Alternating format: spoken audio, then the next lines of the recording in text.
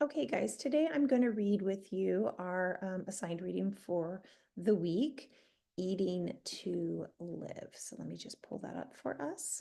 Okay, here we go. Go ahead and read along with me, please.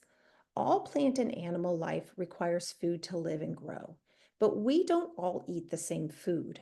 Different animals have different diets. Some eat only plants, while others eat meat from other animals. Plants get their food in an entirely different way. African elephants dine exclusively on plants, including roots, grasses, fruit, and bark.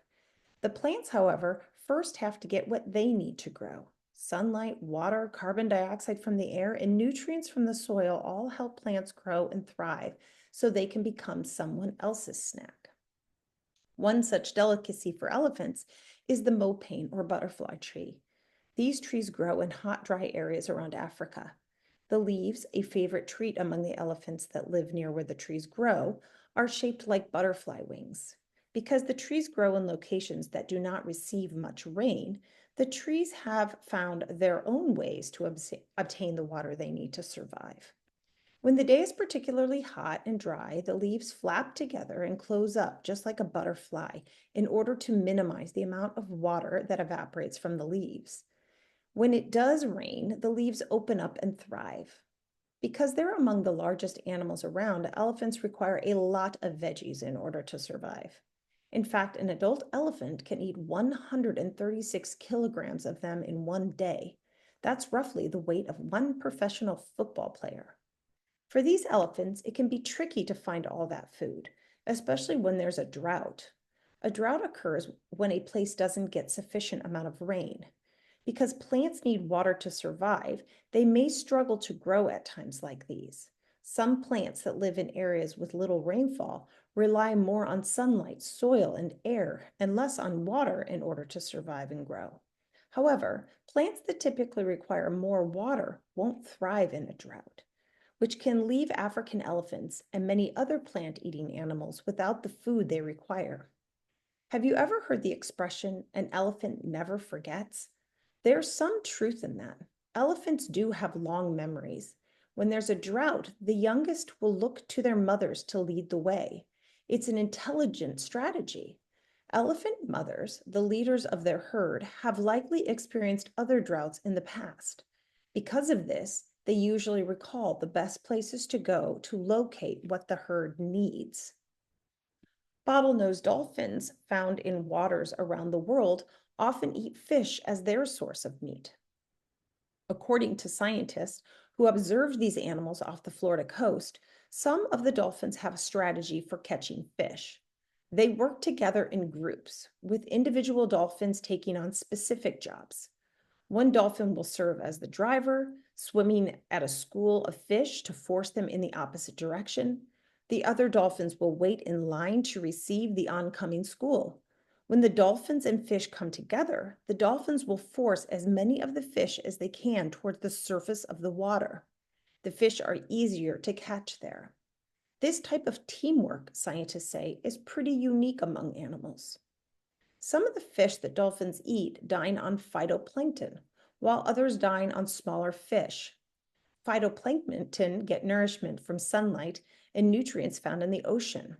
Phytoplankton are a microscopic form of algae that float around near the surface of the ocean. They need to stay near the surface in order to receive the maximum amount of sunlight possible. They freely float across the ocean, moving with the currents. There are thousands of types of phytoplankton. They are a primary food source for all sorts of sea life. There are other types of meat eaters out there too, including scavengers like vultures. Vultures are big birds found around the world.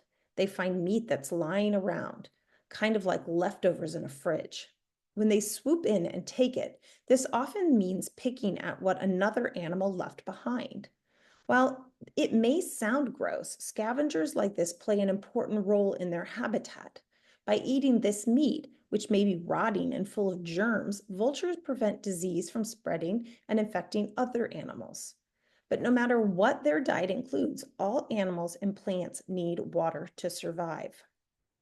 African elephants have a fascinating way of drinking water. With their trunks, elephants can suck up as much as 2 gallons of water at a time. Then they curl the tip of their trunk into their mouth and release the water, like emptying a straw. This technique can be tricky for a baby elephant to master. Do you have a younger sibling? Maybe you remember how they learned to walk. First they crawled, then they needed to hold someone's hand for balance, but after enough practice, they could take off on their own. Baby elephants go through a similar process with their trunks. It takes them about a year to learn how to control their long snouts. At first, they fumble as they try to do even basic tasks, like the way babies might fall over as they learn to walk. And like human babies, young elephants rely on family members to help them eat and drink until they grow big enough to do it on their own. Camels are famous for being able to go for a long time between drinks. This is handy in the desert where camels live because water isn't always available. Many people think camels survive by storing water in the large mounds or humps on their backs. That is wrong, though. The humps on their back contain fat that can provide the camels with energy when food is scarce. That's not such a bad thing in the desert either. But camels need water to survive too. A lot of the time, the water that camels need comes from whatever plants they can find in the desert. Water may be scarce here, but certain types of plants still grow, like saltbush. Most animals won't eat saltbush because of its tough, spiny leaves.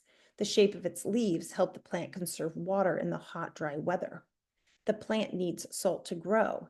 This mineral is found in much of the desert soil where it grows. Extra salt is sent to the leaves where it can help absorb extra water from the atmosphere. The salt also makes a good treat for all the animals that do like to eat saltbush, like camels. Plants need water to survive too, though some need less water than others. Like camels, cactus plants live in the desert. They are famous for requiring very little water. In fact, some types of cactus can go 2 years without getting more water. How do they do this? It helps that cactus is great at storing the water it does get, and it uses this water very efficiently. Nothing goes to waste. All plants and animals need certain things to survive. Animals, including people, must have food and water, though how much and what kinds of food varies. Plants don't need food in the same way animals do, but they do need water. How much water depends on the type of plant. Okay, guys, so go ahead and work on today's assignment, and I will see you in class.